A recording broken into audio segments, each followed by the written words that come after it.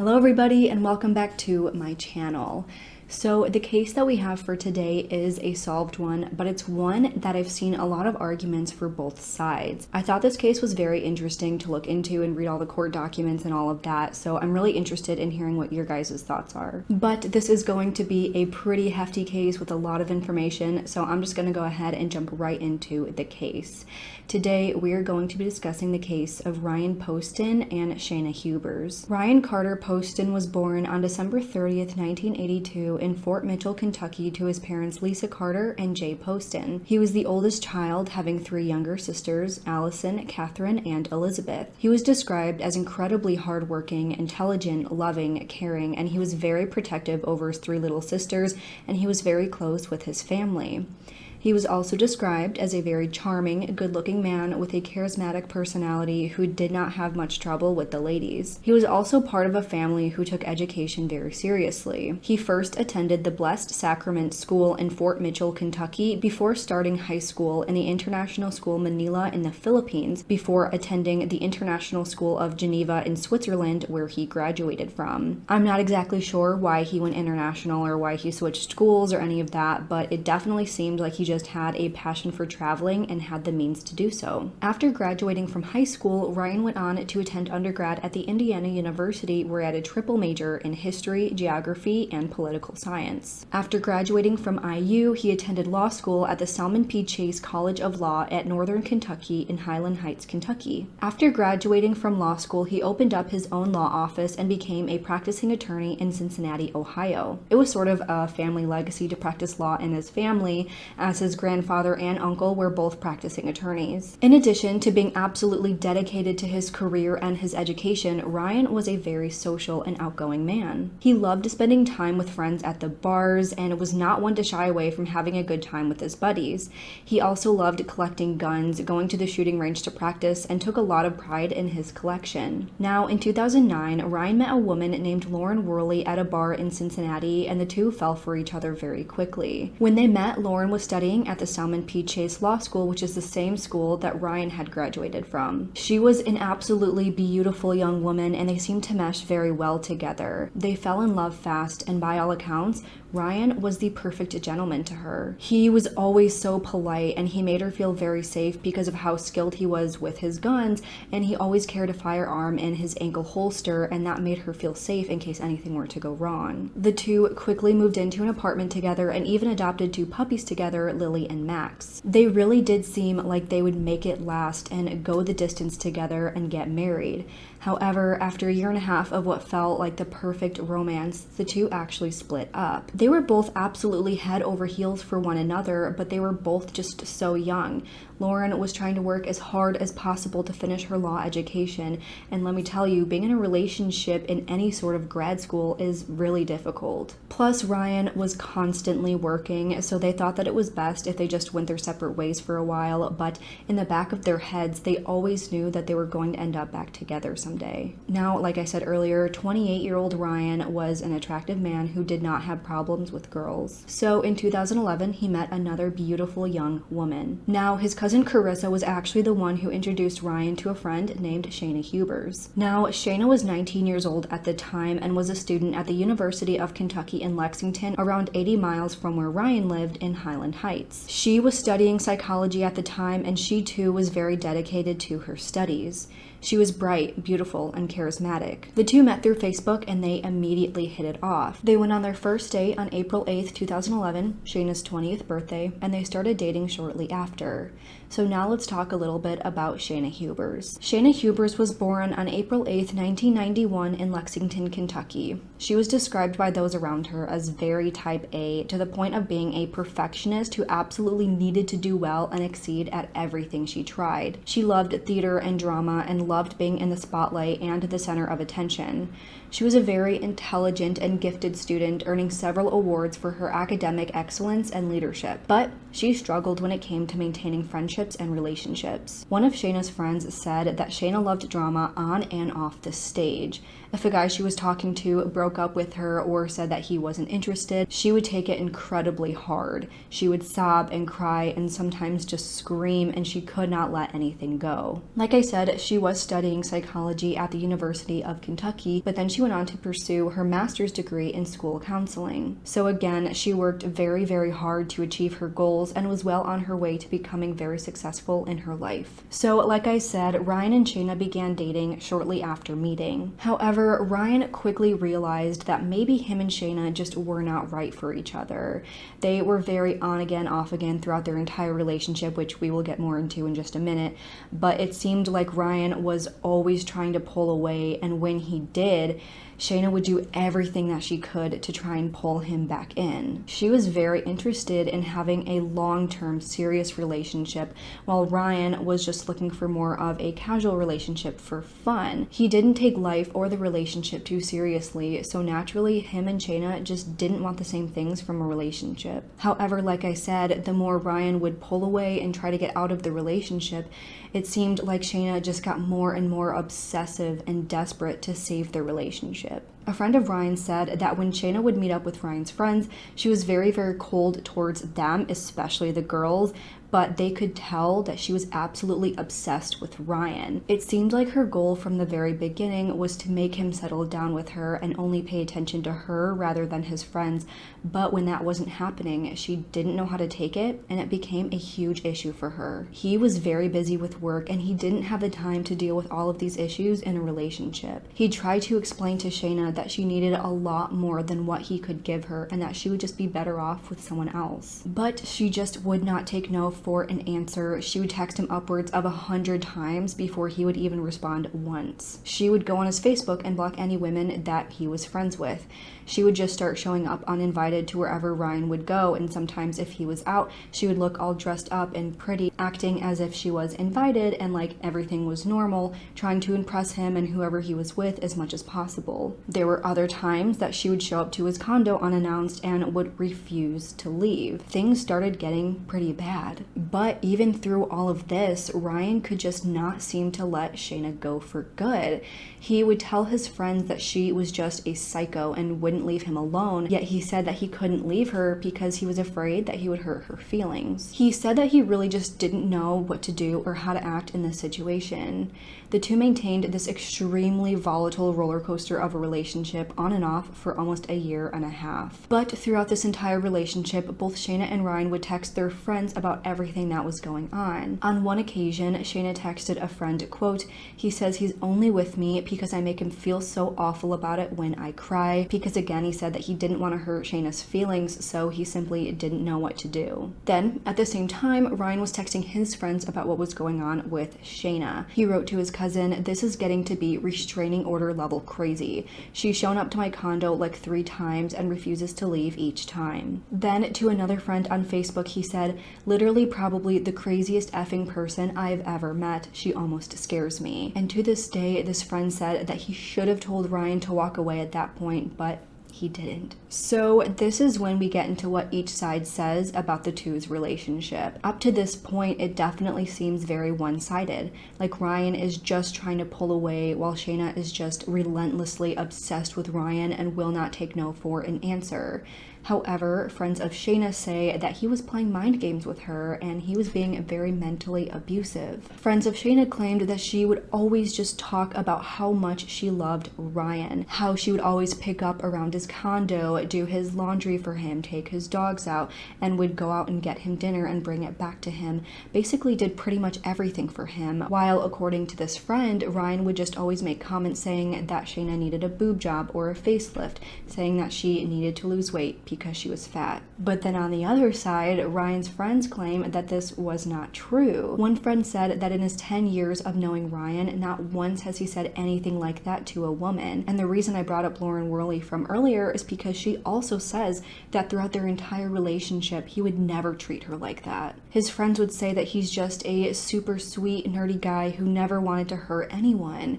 But Despite which side of the story you choose to believe, it was clear that this was an incredibly hostile and volatile relationship, and it was not good for either of them. By October of 2012, the relationship escalated even more than anyone could have imagined. Now, in October of 2012, Ryan had invited Shayna over to eat dinner with his family. After the dinner, the two went back to Ryan's condo to spend the night. However, at around 3 a.m. on October 13th, so the next day in 2012, Shayna woke up in the middle of the night and called her mom and asked her to come get her because she wasn't feeling good. So Shayna's mom drove the 80 miles to Ryan's condo to pick up Shayna to try and make her feel better. The two hung out at his condo for a little bit, and Shayna's mother tried to comfort her and make her feel better. Then later that morning, the two left Ryan's condo. Then later that same day, Shayna had texted Ryan saying that she was having chest pains, heart palpitations, radiating arm pain, and saying that her mom was driving her to the hospital. She told him that she got an EKG done and was on her way to seeing a heart specialist who prescribed her different medications to help her with her condition. However, this actually never happened. She was with her mother that day, but the two were having a completely normal afternoon together, shopping and getting lunch together. Turns out she was doing research on her phone about blood pressure and heart problems, while simultaneously texting Ryan about the problems that she was having. One search she did was for left ventricular hypertrophy, and then sent messages to Ryan right after, naming all the medications for that condition, saying that she was prescribed those medications. Now, that same weekend, Ryan tried to make it very clear to Shayna that he was not able to see her for the whole weekend, but he didn't give her a solid reason why. Turns out, though, this was because he actually had a date with an absolutely beautiful woman named Audrey Bolt, who was actually Miss Ohio USA in 2012. Of course, he didn't tell Shayna about this and was hoping that she wouldn't find out. Now, Ryan also met Audrey through Facebook through a friend who was also a beauty pageant contestant. The two had friended each other on Facebook in January of 2012, but the first time they actually spoke was in October after Ryan had left a funny and interesting comment on one of her posts where she was asking for movie reviews. The friend of Audrey said that she was very bubbly and personable and was a perfect match for Ryan. Audrey thought that Ryan was funny and smart and said that they always had some very funny and lighthearted conversations. And Ryan was very excited to meet up and go on this date with her. The two had been texting each other back and forth that entire day, and he expressed to her how excited he was for their date. So he texted her that the two would meet for their date at around 9:30 or 10 at a bar that night. Now, initially Ryan planned on going straight to the bar from work to meet her, but they apparently decided on meeting up at this low-key dive bar, so he asked her if he should go home first to change out of his suit, and she said yes, he should change. However, Ryan never ended up showing up to his date. This is because Shayna showed up to Ryan's condo unannounced without warning. It was at this point that 911 received a phone call from Shayna admitting that she had just shot and killed her boyfriend in self-defense. She said that she shot him in self-defense after they had an argument where he ended up beating her and then carried her outside of the condo. She tried to come back in to get her stuff and saw that he had a gun, so she grabbed it from his hands and shot him. She then admitted to shooting him several times more because he was twitching, and she didn't want to sit there and watch him twitching. Campbell County 911. Ma'am, I killed my boyfriend in self-defense. Okay, where are you at? I'm at 12 Meadow Lane, Highland Heights, Kentucky. 41076. Okay, 12 Meadow Lane. Are you in a house or an apartment there? It's an apartment. It's apartment suite 10.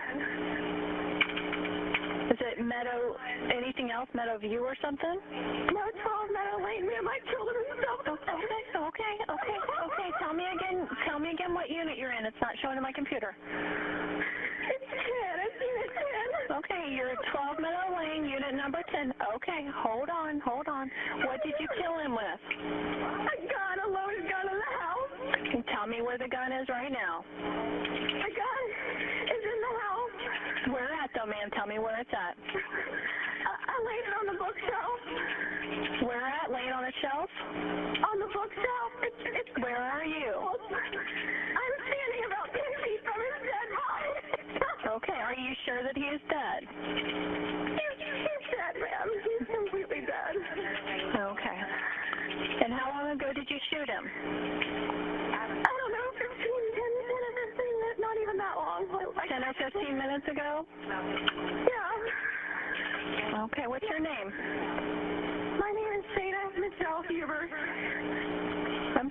was it again? Tell me. Shayna Michelle Hubers. Hubers? Hubers, H-U-B-E-R-S, Hubers. Okay. What's your name again? Shayna or Shayna? Shayna, S-H-A-Y-N-A. All right, Shayna. I'm just having a hard time hearing you. Okay. All right. Now, you're going to stay on you're going to stay on the line with me, okay? Because this is what we're going to do. The officers are going to want me to stay on the line with you, so when they get there, they're going to want to know where that gun is, and we want you to get out safely too, okay? Okay, are they going to arrest me? Ma'am, I don't know what they'll do. We're going to send them out. I'm going to stay on the line with you, okay? I mean, I'm not a murderer, ma'am. I just killed him. What happened exactly? What happened? He beat me and carried me out of the house. He did? He beat me and tried to carry me out of the house, and I came back in to get my things, and he was right in front of me, and he reached down and grabbed the gun, and I grabbed it out of his hand and pulled the trigger. Okay. All right. Do you need an ambulance? Have you been injured? I'm not injured, ma'am. I was thrown into the side of the couch. Okay. And how old is he? He's 29. He'll be 30 he would have been 30 on December the 30th. All right. What's his name? Carter Poston. He's an attorney in Cincinnati. Okay. Have you had a history of domestic violence with him? Yes. Okay. And is this your gun? No, this is his gun. He keeps loaded guns in the house. So he slammed you into the couch, but you don't have any injuries? I don't have any injuries. I was just very frightened. He's a lot bigger than me. He's 6'3", 200 pounds. I'm 5'8", 120. And he picked me up and was carrying me out of the house. And I said, let me get my things at least if we're gonna break up. And he wouldn't let me get my things. And when I reached around to try to get my things, I can hear myself echoing in the background, ma'am. It's just a phone system. A phone system has got a delay. And he pushed me down from the door all the way to the couch, and when they come here, they'll see how far that is. He threw me across the room, and I was very startled. I was laying on the floor. Okay. All right. And I killed him. Okay. Ma'am, this is what I want you to do, though. You're sure he's not, ma'am, you're sure he's not breathing at all? Do I have to go touch him? No, that's okay. They actually have someone that's outside almost right now, but I'm going to stay on the line with you, okay? When they tell me to, what I'm going to tell you to do is walk to the door with your hands up, because we want you to come out safely, okay? So that's why I'm staying on the line with you.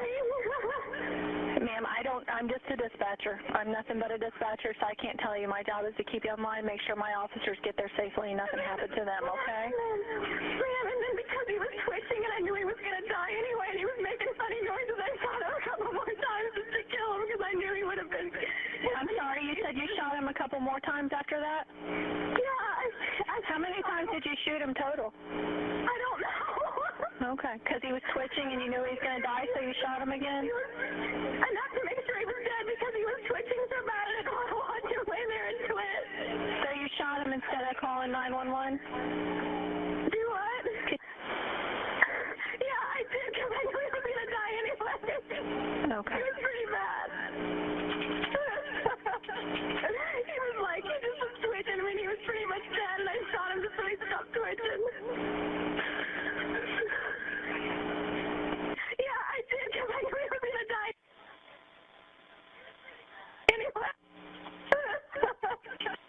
He was like, he just was twitching. I mean, he was pretty much dead, and I shot him just so he stopped twitching. Can you see out front of your apartment at all? I can't see out front. I can see to the back, but not the front. Okay. Do I walk? Which way do I? I can hear him. Do I walk out the front door? Nope. I want you to stay right where you're at. Stay right where I'm at? Stay where you're at. They'll tell me. Okay. Well, they tell me when they're, I have to give them a key to let them in. I actually have to walk all the way down there to let them in. All right, Okay. Is he out front? Ma'am, what I want you to do is I want you to set the phone down, but I do not want you to hang it up. I want you to go to your front door. I want you to open it up, walk outside the door with your hands in front of you. Okay, I will. And your hands open. The officers are at the top of the steps, but set the phone down. Okay, I'm going to do it. Okay. Okay, I set the phone down. Set the phone down and put your hands in front of you. Are you there? Are you there? I'm here. I set the phone down. I walk out the front door with my hands and palms down. Yes, with your hands open and you're straight in front of you. Officers are at the top of the steps. Okay, bye.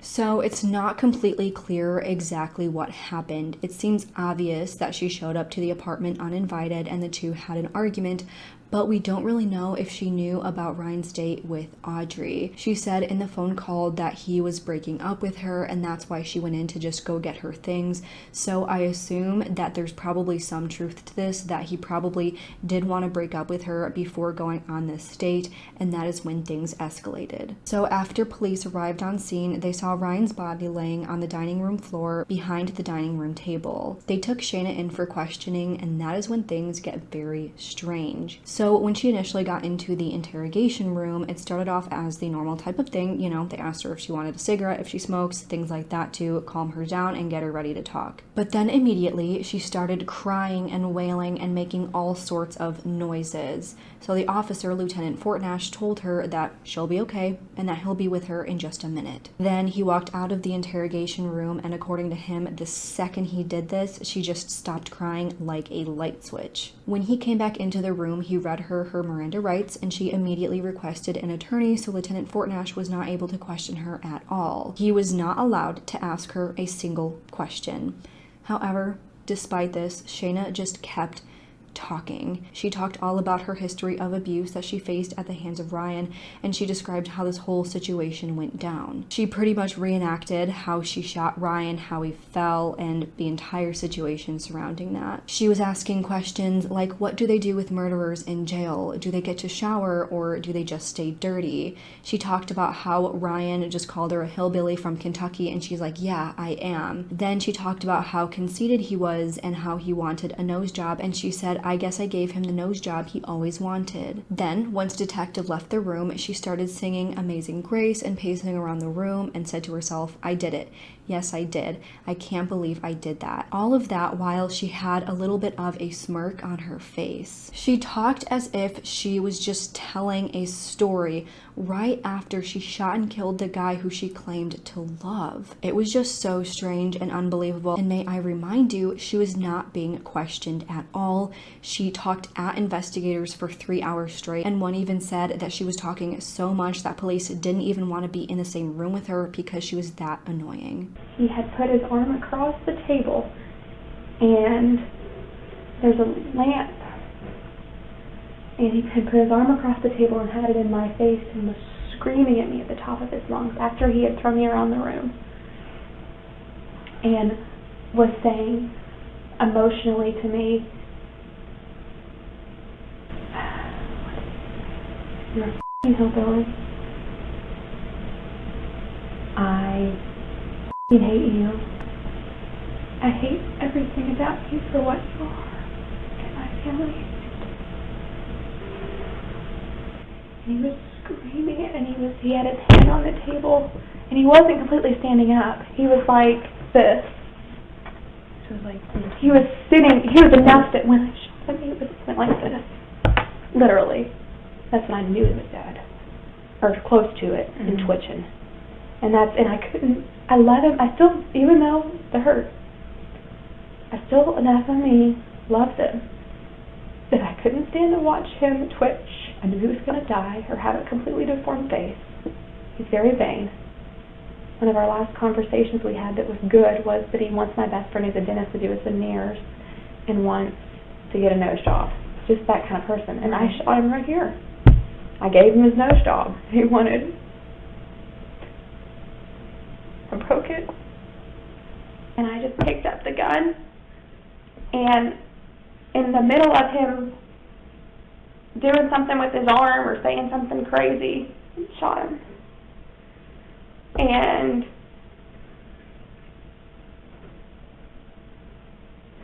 I thought I oh my God, what have I done? You know? And he was laying with his face on the table, like twitching. And so I knew he was going to die a very slow and painful death. I knew he was already dead, you know, and within the next 20 seconds, within the next 2 minutes, I knew he was going to be dead. And he was in a lot of pain. He was twitching, he was moaning, but he was ultimately dead. And so I shot him enough times to kill him so that he wouldn't suffer at that point, which was a few more times. And I shot him, I think I shot him twice, thought he was completely dead, and he was laying there still, twitching and making noises. And I shot him in the head. I probably should have left it there, but I knew he was going to die. Mm-hmm. Or have a very deformed face. And you were concerned. And I knew, oh no, he would have died. He was already dying. He was dying.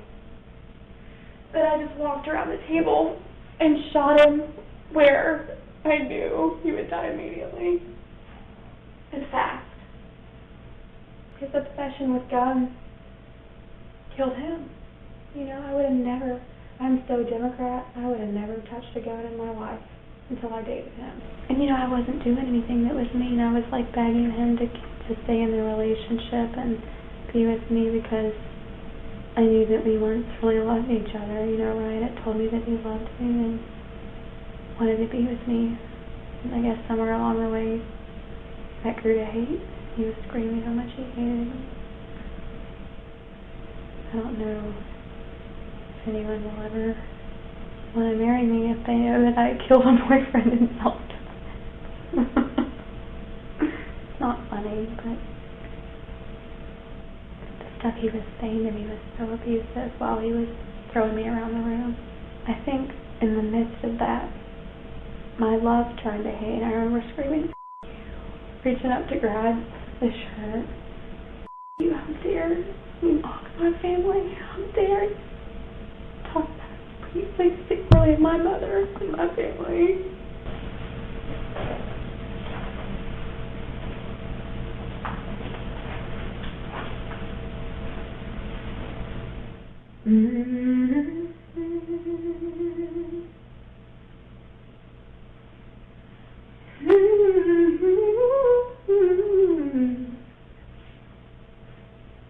How sweet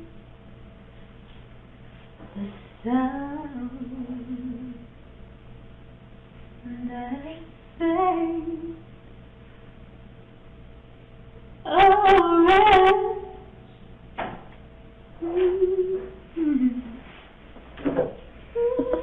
I'll be right back. Thank you.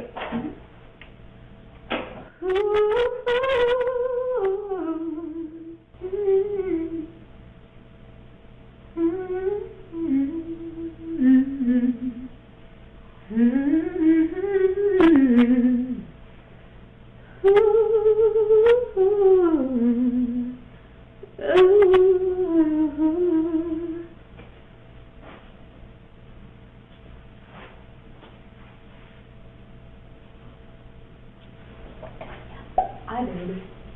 Yes, I did. I cannot believe I did that. I'm not your typical murderer, you know, not the one that you see on Twitter. He said, you're just a hillbilly from Kentucky, and I am. I guess the hillbilly came out of me. I took that for myself. The worst thing I've ever done my whole life. But I feel like it's sad that part of me doesn't feel bad about it. That part of me does, you know what I mean? Like, part of me is like, he hit me, he threw me. You just don't treat a woman like that. I was like in high school, and she was a convicted felon. She told me that the women that she went for cocaine. She told me that the women that she got along with in jail or prison were the women that were there because they had killed their husbands, and said that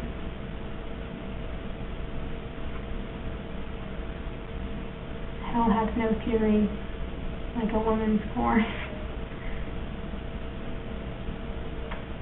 Never believed it until now. So of course, she was indicted for murder on December 20th, 2012, and on January 16th, 2013, she entered a not guilty plea for these charges. Then, by April 13th, 2015, 2.5 years after the incident took place, the trial began. The prosecutors argued that Shayna showed up unexpectedly that night and shot and killed Ryan while he tried to break up with her for good. As we know from before, Ryan does carry a firearm and he has them all around his condo, so it's thought that when Ryan got home to change, he set down the gun that he normally carried down on the kitchen table. Then after Shayna showed up, maybe he brought up breaking up with her. I don't really know how that situation happened, but of course they started arguing, and at some point they say that she found out about his plans to go on a date with another woman, and that's when she spotted the gun on the table, picked it up, and shot him. And this is the argument all according to the prosecutors. Then on the other hand, the defense said that Shayna shot and killed Ryan as an act of self-defense since she was the victim of long-term domestic abuse. Now, Shayna actually had 2 trials for the murder, one in 2012 and one in 2019. They had a retrial because one of the jurors was actually a convicted felon and they were not allowed to be on the jury. There was a lot of information that was the same in both trials. There were a few things that were brought up in the second trial, which I will also discuss, but since a lot of it is pretty much the same, I'm not going to go into both trials. That would just be very repetitive. So I'm going to talk about the evidence from both trials just all at once, since both trials did have the same outcome. So first, let's talk about the scene. So Shayna ended up shooting Ryan a total of 6 times. A forensic pathologist testified that the first time Shayna shot Ryan was to his head, which would have debilitated him. The next 5 shots were fired as Shayna was walking towards him, which is contrary to what Shayna said, which was that she was firing them as Ryan was charging at her. He fell on the floor after the first 3 shots were fired, leaving him unable to move and completely defenseless, but was still alive even after all 6 shots were fired. Then Shayna claimed that Ryan threw her into the TV at his condo. However, at the scene, they found that the TV was still in the exact place that it should be, and that it was still dusty from not having been cleaned or moved in many weeks or months. Shayna also claimed that Ryan reached across the table to grab the gun, and that there was some sort of struggle, and that he threw her across the table. Now, there were items all over the kitchen table, but they were standing upright and were not tossed around like you'd expect if she was thrown on the table, which indicated that he hadn't reached across the table or threw her on the table. His apartment was pretty messy, but his father testified that he was a bit of a slob, so that wasn't out of the ordinary for things to be disorganized around the apartment. Because of all of this, the scene did not indicate any signs of a struggle. Next, the prosecution called 2 witnesses to testify about what they heard that night. The 2 witnesses live directly below Ryan in the condo. They said that they heard 2 shots in quick succession, followed by 4 more rapid-fire shots. The witness said that she did not hear any yelling, screaming, thumping, stomping, or any other moving around before these shots were fired. So again, that indicated that Ryan did not toss around Shayna like she claimed. Then the prosecutors questioned the timing of the 911 call that she made after shooting Ryan. Turns out, before calling 911, Shayna actually called her mother first. It wasn't until about 15 minutes after the shooting that she actually called 911. This indicated that she probably did not think that her life was in danger, because she would have probably called them a lot sooner if she was afraid that he was attacking her and was going to kill her. So, from all of this, they had to question, if this truly was in self-defense, why did she continue shooting him so many more times, even after he was rendered defenseless after the first few shots? Why was his messy apartment so in place if she was fighting him so hard? Plus, why wasn't she injured at all? She didn't have a single scratch to her. She even told the dispatcher on the 911 call that she wasn't injured, but you'd think that if she feared for her life, he must have done something pretty bad to her and beaten her up pretty bad. Now, you don't have to have a black eye or really bad gashes to be in fear for your life, but she herself said that he was tossing her around, was throwing her, slamming slamming things on her and was beating her up. So by her own admission, she should have had several injuries. Then why didn't the neighbors hear any of the tossing around or struggle or thumping around like she claimed? And why did she take so long to make this 911 call again if she was truly in fear of her life? The next part of the trial revolved more about the couple's relationship, so things that happened before the night of the shooting. So like I described earlier, throughout their entire 18-month relationship, the two had broken up a few times. At one point, she had confronted him about things that he had apparently said to others about her. According to Shayna, after she confronted him about all of the awful things that he said about her, he picked her up and physically threw her out of his condo, and then as she was trying to come back in to get all of her things, he slammed the door on her repeatedly. Then the couple took a few months of a break between April and July of 2012. Once they started seeing each other again in that July, Shayna says that Ryan placed a lot of different conditions on their relationship. These conditions included requiring her to speak less, to have a hobby at his condo so that she wasn't bothering him all the time, and said that she had to participate in sexual acts with other women. She said that Ryan would degrade her and make fun of her whenever he got the chance.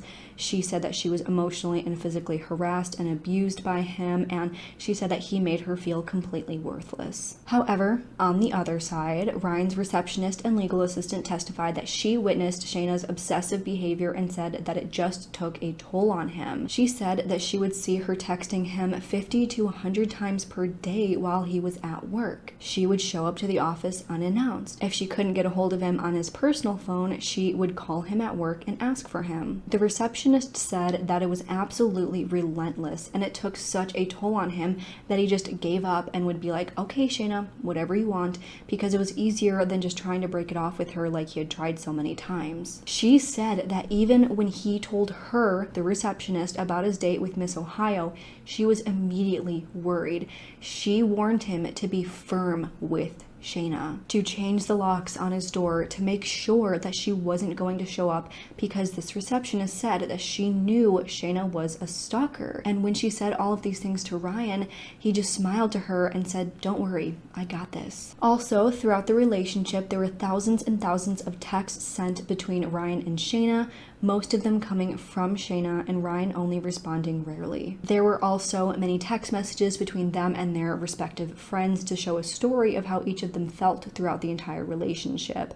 Now, we saw some of these texts earlier, but this goes into a little bit more detail. And I also want to mention that it might be a little bit confusing because this timeline does jump around a little bit, because I went in sections of how the evidence was presented rather than a chronological timeline. So if this is confusing to you, I'm sorry, but this section is focusing on the text messages that were sent. In February of 2012, before their initial break, he texted Shayna, "You can tell people that you broke up with me," to which she replied in part, "I love you dearly, far more than you deserve." Then by March, he pleaded with Shayna, writing, "Shayna, stop texting me," and in all caps, "I no longer have the patience to deal with you." Then in April, Ryan texted his cousin, "She came to my place on Sunday morning and I literally had to pick her up and throw her into the hall." Then they had their break from April to July. Ryan had actually blocked Shayna's number, but Shayna got a new number and called him, at first pretending to be a client, and that is when they ended up getting back together. However, by August, the relationship was going south once again.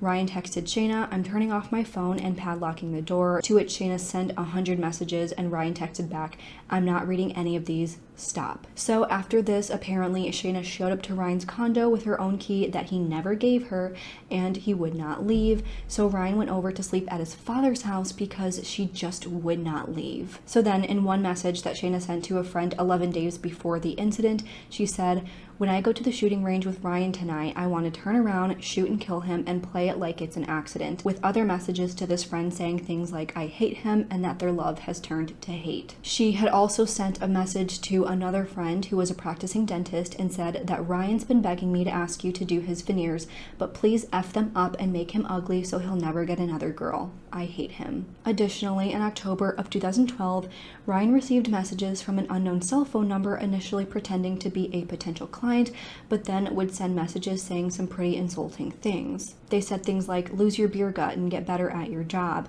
and then said other things about how he sucked at his job and things like that. Turns out the number actually belonged to Shayna's roommate, and Shayna had screenshots of this conversation on her phone and sent these screenshots to another friend in a text saying, I texted Ryan this from my roommate's phone. So this just kind of shows how tumultuous the relationship was over text messages that they had sent. There are so many more texts, but obviously I cannot read you all the thousands of texts that were recovered, but this does give a pretty good idea of the things that they were going through. Other testimony came out about Shayna's behaviors before the shooting. Turns out Shayna probably did know about Audrey because she had friended her on Facebook just 2 days before the shooting. Then, of course, at the trial, they also played these videos of Shayna talking and talking and talking during the interrogation.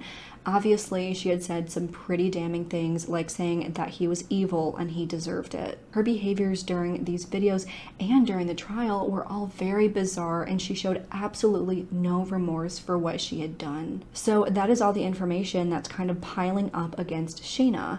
But then, on the other hand, they also read messages that Ryan had sent to some friends that showed that he also was not in a very good mental space and was also very angry and said some pretty violent things. He was very upset about things that were happening with his job and said some very violent and questionable things. To one friend in August, he was talking about being sued by his law partner who he had a recent falling out with and said, I want to rig explosives to everything I see. Then on October 4th, he said, there's nothing more that I want than to just scorch the effing earth and leave this entire city in a burnt pile of rubble. So the defense argued that he was a man who was consumed in deep rage against the world and had a lot of hatred building up. That, with the fact that Shayna claimed that he was physically abusive, could show that maybe he did snap and do something to hurt her that made her have to defend herself. However, the prosecution argued that there's no indication in any of these messages that any of his anger was directed at Shayna or anyone else. It was obvious that he was very frustrated and angry and was probably in a very dark place, but it does not prove that any of this was directed at Shayna. I'm sure we've all said some very intense things when we're angry or upset, maybe not quite to this extent, but being sued is a pretty huge deal, and with everything else that he has going on with Shayna, it makes sense why he may not be in a very good headspace. But again, I will concede that no, most of us don't say things quite to this extent, and it does show that he was in a dark place, and just because none of this anger in these messages were directed at Shayna herself, it doesn't mean that him being generally angry could have caused him to snap. Also, the defense claimed that Ryan was abusing drugs at the time of the shooting. Shayna testified that he was always whacked out on drugs. She said that at the beginning of their relationship, he kept an Altoid box full of Xanax. It had also been discovered in his toxicology report that he had been using drugs like Ambien and Adderall. They found that he had filled a prescription for Adderall that was 90 pills about 24 hours before his death, but found only 77 pills in the bottle, which was sitting on the kitchen table at his condo. Then, according to a urine sample, it was found that he had been using drugs like cocaine and marijuana. According to Shayna, Ryan's cousin had told her that he was a really nice guy when he wasn't on drugs. Then, in a message he sent to a friend via Facebook, he said, I've noticed that the only times that I enter into relationships is when I'm on antidepressants, and then when I'm off of them, even if I'm in the middle of the relationship, I will soon change my mind about wanting to be in the relationship. Shayna also said that he suffered from very severe withdrawal at the end of the days when he would take Adderall. He would tell her that he can't talk on the phone or talk to her at all at the end of the day due to how lousy he felt. So they argued that these drugs could have caused him to act out of character and then snap and attack Shayna. They also argued that maybe his history of drug use could have also played into Shayna's perception of Ryan and caused her to fear him. The defense also pointed to the fact that Shayna had never done anything like this before. She had absolutely no criminal history and zero history of violence. Then they added to the argument that she'd been physically abused throughout the entire relationship, so she feared for her life. Next, a psychiatrist took the stand to talk about Shayna's mental health. Shayna had been diagnosed with borderline personality disorder and PTSD stemming from abuse that she faced in her childhood. So Shayna testified that when she was 5 years old, she was molested by a slightly older female friend in her mother's closet. Then she says when she was 16 years old, she was shoved into a bathroom stall at a high school football game and was sexually abused. She also said that while she was growing up, her father would often touch her breasts. Now, this psychiatrist said that he did talk to Shayna's parents, and of course, they denied all accusations, but he also said that he examined Shayna's father, and it was very clear that he was a very mentally ill man. So now connecting this back to Ryan, Shayna said that when she told Ryan about all of the abuse, he acted completely indifferent to it and acted like he didn't care. She also testified about how Ryan would pressure her to take part in sexual acts that she did not want to partake in. As we learned from before, once they got back together, Shayna claimed that he would pressure her into doing sexual acts with other girls. She also said that Ryan was very unhappy with their sexual relationship because he wanted her to lose weight and get a boob job. Then, in addition to this, she said that she could not find pleasure in their sexual relationship. She even got an injection that would increase the amount of pleasure that she felt, but Ryan still was not happy with their sexual relationship. She said that he did not understand what she had been through, all the abuse that she went through, and that she physically could not feel the same pleasure as other people due to the abuse that she suffered, and Ryan was very unhappy about that. So the defense argued that due to the abuse that she had suffered, she had no foundation for what was okay in a relationship and what wasn't. She truly did not know how to act in a relationship, so in addition to how badly he allegedly treated her, she was in a pretty horrible situation mentally and physically. Additionally, a neighbor testified that one time Shayna showed up on her doorstep crying with an obvious red hand mark on her arm. Shayna had told this neighbor that Ryan had just thrown her down the hallway, so this shows that there was evidence of at least one time where she may have been physically abused by Ryan. But then on the other hand, I think it was the same neighbor, I'm not exactly sure if it was the same neighbor or a different neighbor, but a neighbor testified that Shayna would often text her asking her if Ryan was home when she was out of town. She would text the neighbor saying that she wanted to make sure that Ryan wasn't at the bar and wasn't cheating on her, but then in one text she said, "He's such a loser, I swear to God he doesn't even have a job, LOL." Another witness claimed that Shayna was actually the one who was always begging Ryan to have sexual relations, so that could indicate that maybe she could have been making up these other things or was just using it as an excuse. Now, I will note that I don't know if any of this other physical abuse at the hands of her friend or at the high school or at the hands of her parents has ever been confirmed or not, or if it was just testified by her. So it's hard to know whether this was true or if she was making it up for sympathy points or if they were just trying to create a more convincing story as to what was going on in the relationship. At the end of the trial, the defense argued that Shayna had suffered from domestic abuse and battered wife syndrome, while the prosecution said that there was no evidence that this was in self-defense. So after both sides rested in the first trial on April 23rd, 2015, after 5 hours of jury deliberation, Shayna was found guilty of the murder of Ryan Poston and was sentenced to 40 years in prison with the possibility of parole after 20. Now, after being sentenced and spending some time in jail, she actually met a transgendered woman named Unique Taylor, who she had started a relationship and eventually went on to get married to. Unique was in jail for robbery and for being a frequent felony offender. They sent in a marriage request that was granted on June 7th, 2018, and the two were married. However, Unique was eventually released, and the two are now divorced due to irreconcilable differences according to their divorce papers. So, like I said at the beginning of the video, Shayna did appeal her first conviction because her lawyer found out that one of the jurors was a convicted felon, and in Kentucky, felons are not allowed to serve on juries. So, Shayna's new trial took place on August 8th, 2018, after getting a new out-of-state lawyer. The second trial did focus a lot more on the sexual nature of their relationship that I described before, whereas the first trial had a little bit less of that as an aspect to their relationship. Shayna was hopeful that this new trial would have a different result and that she could hopefully prove that she was in fact a victim of domestic abuse. However, once again, she was found guilty of Ryan's murder and was sentenced to 27 years to life in prison without the possibility of parole. After the verdict and the sentencing was read, apparently Shayna showed absolutely no emotion. She will be up for parole in 2032, so 12 years from now. After the sentencing, the defense asked for a reduced of 20 years, saying Shayna could be rehabilitated and could become a productive member of society. They say her behavior was mitigated by immaturity and psychological disorder. But the prosecution scoffed at that and said that her admission of shooting him 4 extra times shows that this was an execution and she treated him like roadkill. The family also came out and said how disgusted they were at the court and how the media handled their death. They said that they were watching TV one time and they just saw a flash of Ryan's dead body laying on the floor. And if you look up crime scene photos, they are online as well, showing Ryan's dead body and everything. Obviously, I didn't include them in this video because that's totally inappropriate. I obviously did put some crime scene photos in this video, but not the ones that showed Ryan's dead body.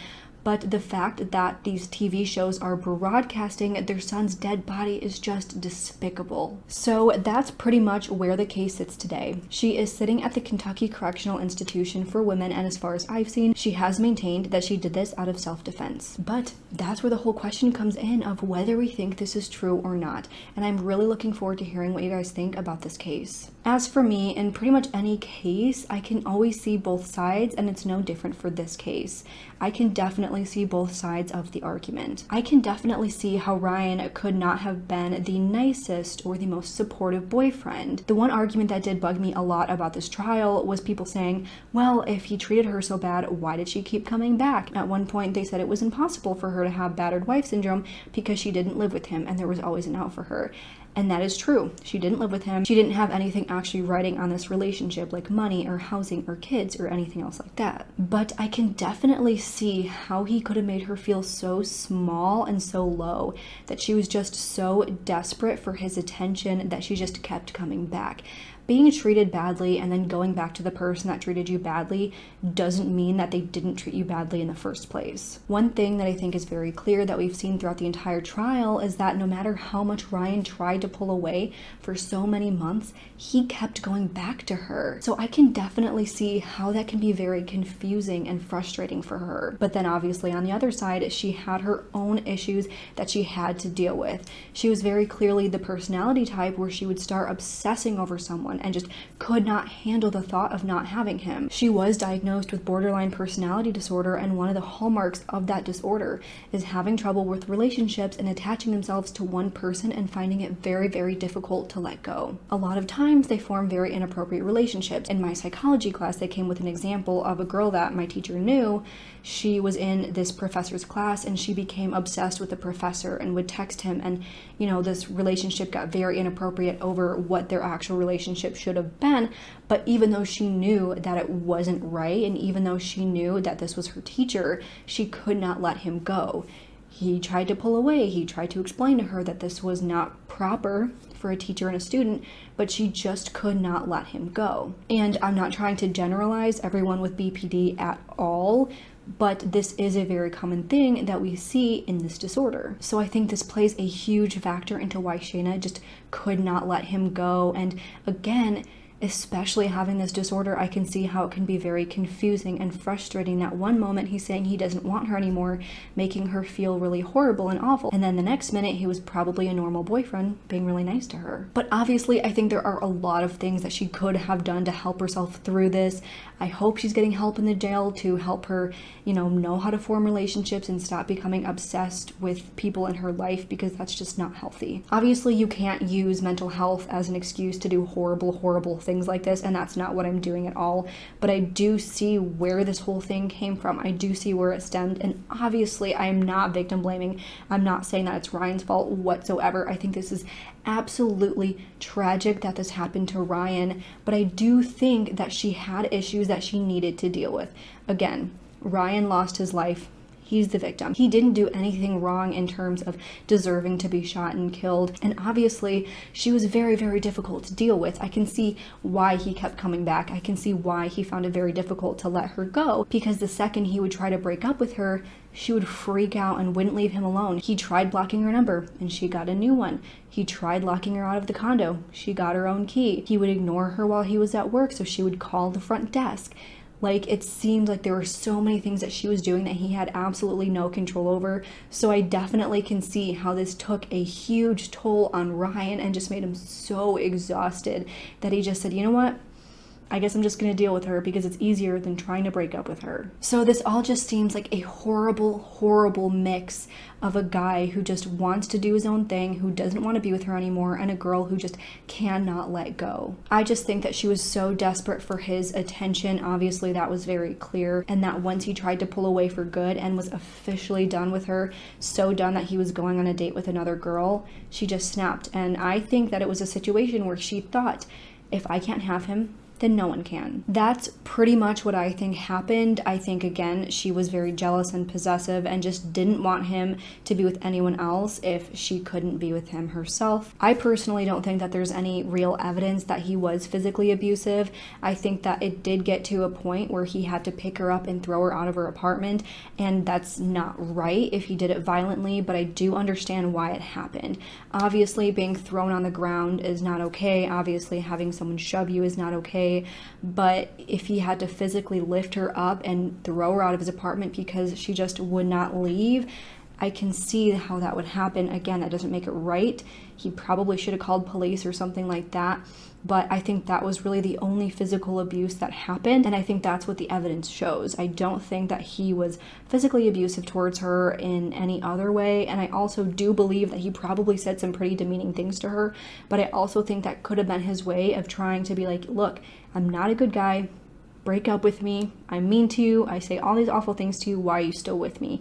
I kind of think that is probably where this came from. Again, not that it makes it okay, but I do think that that's why he would have said those things if he did. At the end of the day, after hearing all of the evidence and hearing everything that was done, I don't think that Shayna has any remorse. I think that she truly believes that he deserved this. I truly think that in her head, she thinks, well, he treated me badly. He did all of these things to me, so he deserves to be hurt. He deserves to be shot, and he deserves to die. Because to this day, she hasn't shown any remorse as far as I know, and I don't think she feels bad. I genuinely don't think that there's anything that Ryan could have done to prevent Shayna from being in his life. I think once Shayna decided that Shayna wanted to be in his life, Shayna is going to get what she wants, even if that means she's going to go to his house and not leave. Even if that means she's going to get a new number to text him. Even if that means that she's going to get her own key to his apartment. At the end of the day, the world lost a very, very intelligent and motivated young man. He was very well on his way to making something of himself and making his impact on this world and doing something great with his life. My heart goes out to Ryan's family and everyone else who loved him. I can't even imagine how much of a tragedy this is, especially knowing how bad this relationship was for him. No one could have predicted that this would be the outcome. But again, my heart absolutely goes out to him and his family. So that is pretty much all I have for today's case. And now I want to hear your guys' thoughts. Do you think that Ryan was physically abusive and that this was in self-defense? Or do you think that Shayna was just obsessed with Ryan and decided that if she couldn't have him, then no one could? Please let us know your thoughts in the comments below. If you liked this video, please make sure to go ahead and leave this video a thumbs up and subscribe to my channel. I put out new true crime and mystery videos every single week. Don't forget to follow me on Twitter and Instagram. Both will be linked down below. And if you have absolutely any case suggestions, please make sure to go ahead and send them over to my email at rachelshannoncases@gmail.com. Every single case that I cover here on my channel comes directly from that email, so make sure you go ahead and send those suggestions over. With that, I hope you guys have a great week. Stay safe, stay healthy, and I hope to see you next time. Bye!